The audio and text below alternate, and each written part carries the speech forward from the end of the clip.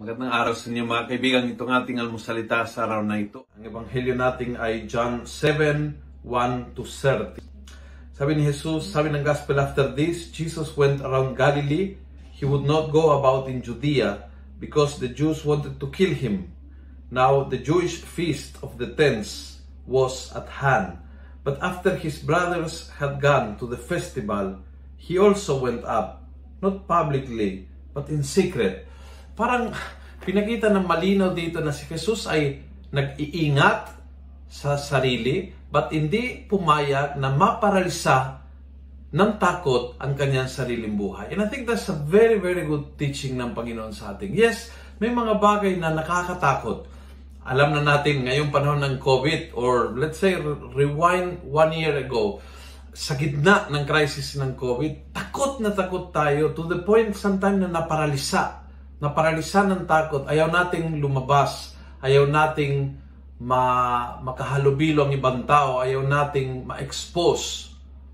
But sometimes you have to realize na ang takot hindi pwede maging siya ang nagdodominate sa buhay. Dahil ang takot ay hindi magandang tagapayon. Hindi po pwede maging spiritual advisor ang takot dahil magpaparalisa ka. Kaya ang Panginoon ay nag-iingat sa harap ng peligro, ngunit hindi nag-stop sa harap ng peligro. Very good advice sa panahon na ito. Sa panahon na humaharap tayo sa iba't ibang nakakatakot na pangyayari sa ating buhay ng lipunan, sa ating buhay ng kalusugan. At minsan halimbawa, ayaw pa lumabas kasi manonood lang ako ng misa online kasi mahirap magsimba. No.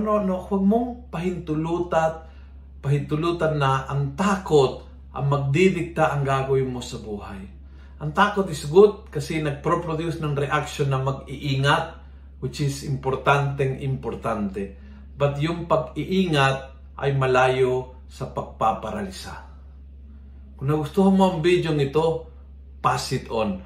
Punuin natin ng good news ang social media. Gawin natin viral. Araw-araw ang salita ng Diyos. By a simple click, kaya mong gawin bahagi ang buhay mo ng misyon ng Panginoon. Just click share. Siguraduhin mo na pinasa mo sa iba ang mensahe ng Diyos. God bless.